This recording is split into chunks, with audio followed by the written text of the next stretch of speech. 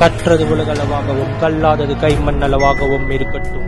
Hello everyone, எல்லாரும் எப்படி இருக்கீங்க? நல்லா இருக்கீங்களா? இன்னைக்கு நம்ம பேசுற டாபிக் என்ன அப்படின்னு பாத்தீங்கன்னா, சக்சஸுக்கு தேவையான இம்பார்ட்டன்டான 6 விஷயங்கள் என்ன அப்படிங்கிறது தான் இன்னைக்கு இந்த வீடியோல உங்ககிட்ட பேச போறேன். இந்த 6 விஷயம் நம்ம கிட்ட இருக்கு அப்படின்னா டெஃபினட்டா நமக்கு சக்சஸ் கிடைக்குங்க. இதுதான் உலக நீதி அப்படின்னே சொல்லலாம். ஸோ அந்த அளவுக்கு ரொம்ப ரொம்ப இம்பார்ட்டன்டான அந்த 6 விஷயங்கள் தான் இந்த வீடியோல நான் உங்ககிட்ட பேச போறேன். ஸோ ஃபர்ஸ்ட் விஷயம் என்ன அப்படின்னு பாத்தீங்கன்னா, ஹார்ட் ஒர்க். ஸோ எல்லாரும் சொல்லுவாங்க ஸ்மார்ட் ஒர்க் பண்ணலாம், ஸ்மார்ட் ஒர்க் பண்ணால் ஈஸியாக இருக்காது. பட் எப்பயுமே எல்லா ஒர்க்குக்கும் பின்னாடி ஹார்ட் ஒர்க் அப்படிங்கிறது ரொம்ப ரொம்ப அவசியமான ஒரு விஷயம். அந்த ஹார்ட் ஒர்க் அப்படிங்கிறது எந்த விதத்தில் வேணாலும் இருக்கலாம். லைக் எஜுகேஷனில் இருக்கலாம், லைக் ஒர்க் பண்ணும்போது இருக்கிற விஷயங்களாக இருக்கலாம், இல்லைன்னா சில டைமில் சில விஷயங்களை நம்ம வந்து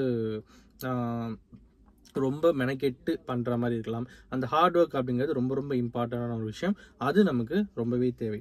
ரெண்டாவதான விஷயம் என்ன அப்படின்னு பார்த்தீங்கன்னா, பேஷன்ஸ், பொறுமை அப்படிங்கிறது ரொம்ப ரொம்ப முக்கியம்.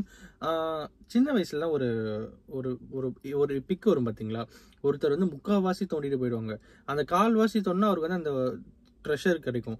பட் ஆனால் விட்டு போயிடுவார். அதுக்கப்புறம் அவர் அந்த கால்வாசி தோண்டிட்டு அந்த பொருட்களை ஏற்றுப்பார். ஸோ அந்த மாதிரி பொறுமை அப்படிங்கிறது ரொம்ப ரொம்ப முக்கியம். நமக்கு எப்போ வேணாலும் அந்த விஷயங்கள் கிடைச்சே தீரும். ஓகேங்களா?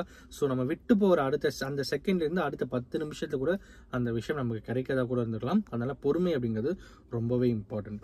ஸோ நெக்ஸ்ட் விஷயம் என்ன அப்படின்னு பார்த்தீங்கன்னா, சாக்ரிஃபைஸ் அப்படிங்கிறது ரொம்ப ரொம்ப இம்பார்ட்டன்ட். சாக்ரிஃபைஸ் இந்த சென்ஸ் எப்படி அப்படின்னு பார்த்தீங்கன்னா, சில நேரங்களில் என் ஃப்ரெண்ட் ஒருத்தர் காலேஜ் ஃபர்ஸ்ட் இயர் படிக்கும்போது, நான் காலேஜ் ஃபர்ஸ்ட் இயர் படிச்சுட்டு இருந்தேன், அவனும் காலேஜ் ஃபர்ஸ்ட் இயர் படிச்சிருந்தான். பட் சடனாக நான் செகண்ட் இயர் படிச்சு ஆல்மோஸ்ட் நாங்கள் 2 செகண்ட் இயரில் கம்ப்ளீட் பண்ண டைமில் அந்த எஜுகேஷனை டிஸ்குவாலிஃபை பண்ணிட்டு, ஐ மீன் வேணான்னு சொல்லிட்டு டிஸ்கண்டினியூ பண்ணிட்டு போயிட்டான்.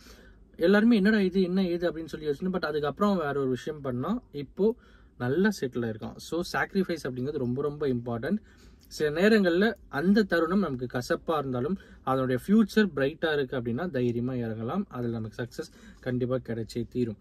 ஸோ நெக்ஸ்ட் விஷயம் கன்சிஸ்டன்சியாக ரொம்பவே ஹார்ட் ஒர்க் பண்ணணும். நமக்கு சக்ஸஸ் கிடைக்குதோ இல்லையோ, சக்ஸஸ் அப்படிங்கிறது வந்து நம்ம செய்கிற ப்ராசஸ்க்கான ஒரு ரிசல்ட், அவ்வளோதான். பட் அதை தாண்டி நம்ம வந்து சஸ்டெயின் ஆகிட்டு தான் இருப்போம். ஸோ கன்சிஸ்டன்சி அப்படிங்கிறது ரொம்ப ரொம்ப இம்பார்ட்டன்ட். நம்ம சக்ஸஸ் கிடைச்சாலும் சரி கிடைக்கலனாலும் சரி கன்சிஸ்டன்சி ரொம்பவே முக்கியம். ஸோ 5வது விஷயம் என்ன பார்த்தா, டிசிப்ளின். நான் இன்னைக்கு இந்த விஷயத்த இப்படி பண்ண போகிறேன், நான் இன்னைக்கு இந்த விஷயத்த இப்படி பண்ண போகிறேன் அப்படின்னு நீங்கள் ஒரு வரையறை எடுத்துகிட்டு வந்துட்டீங்கன்னா அந்த டிசிப்ளின் ரொம்பவே இம்பார்ட்டன்ட். அது இருந்தால் தான் நம்மளால் வந்து சஸ்டெயின் ஆக முடியும். ஸோ அது ரொம்ப இம்பார்ட்டண்ட்டான ஒரு விஷயம். அண்ட் லாஸ்ட் ஒன் என்ன அப்படின்னு பார்த்தா, செல்ஃப் கான்ஃபிடன்ஸ். இந்த செல்ஃப் கான்ஃபிடன்ஸ் அப்படிங்கிறத நிறைய பேர் லேக் ஆகிற ஒரு விஷயமா இருக்கும். மேக்ஸிமம் புஷ் பண்ணுவாங்க. அட் லாஸ்ட் என்ன ஆகும் பார்த்தீங்கன்னா, ஃபேமிலி டைமிங் சரியில்லை, இப்போ இப்படி சரியில்லை, அப்படி சரியில்லை அப்படின்ற மாதிரி ஒரு மாதிரி பேசுவாங்க.